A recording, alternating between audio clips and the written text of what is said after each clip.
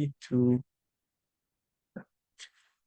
In 2017, President Donald J. Trump enacted a travel ban targeting several predominantly Muslim countries. This executive order, officially known as Protecting the Nation from Foreign Terrorist Entry into the United States, sparked significant controversy and debate. While supporters argue it was a necessary measure for national security, the negative factors of this ban cannot be overlooked.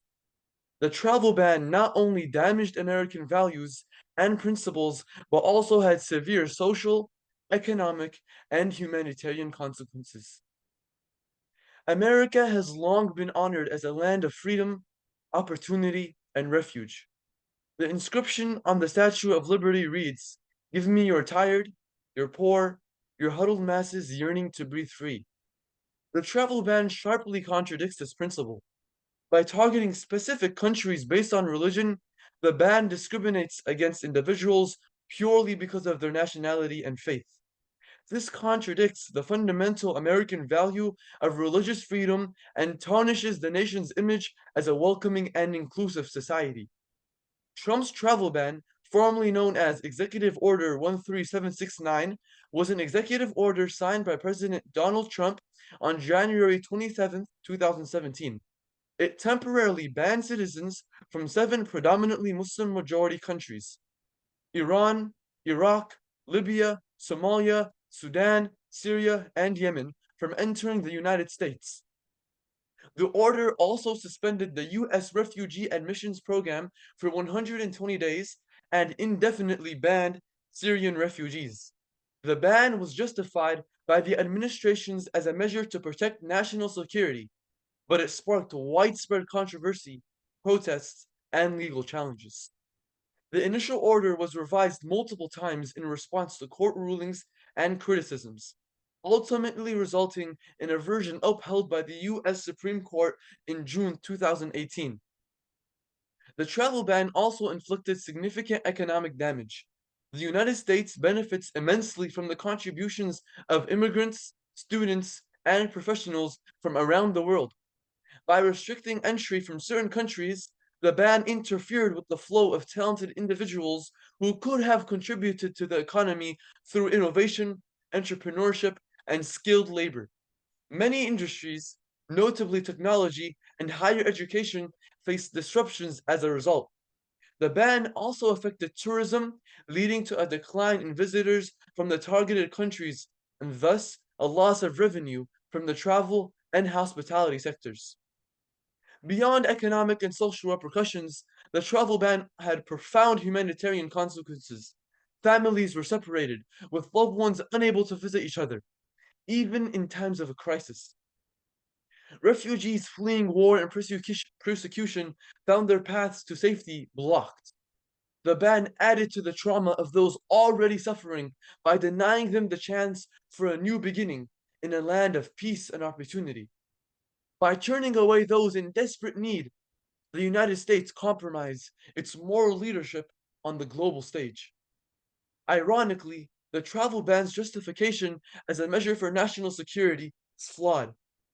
Experts and former government officials have argued that the ban does very little to enhance safety.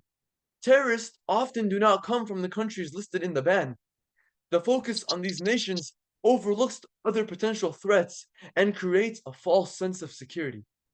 Additionally, the ban alienates Muslim communities within the United States and abroad, enabling resentment and potentially fueling the very extremism it aims to prevent.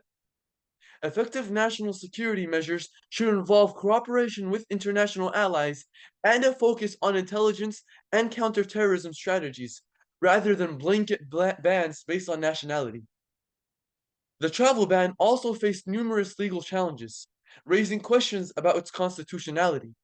Critics argue that it violates the First Amendment, which prohibits government actions that favor or discriminate against a particular religion.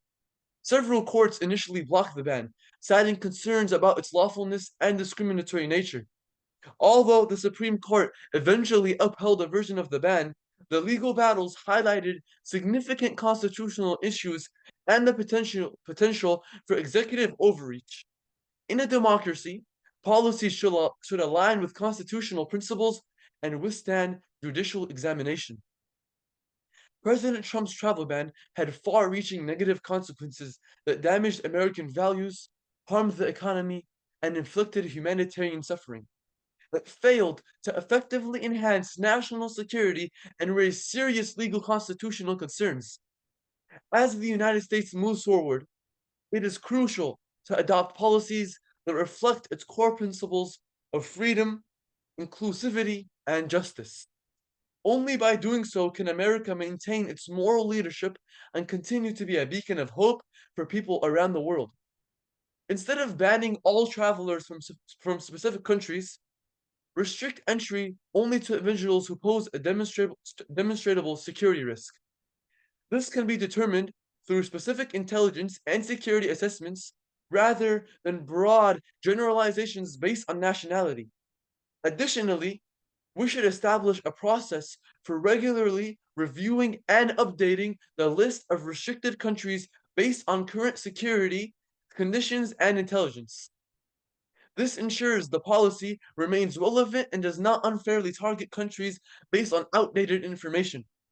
Lastly, we should implement a robust system for waivers and exceptions, allowing individuals with compelling circumstances, such as medical emergencies, family reunification, or humanitarian reasons, to be granted entry despite the restrictions.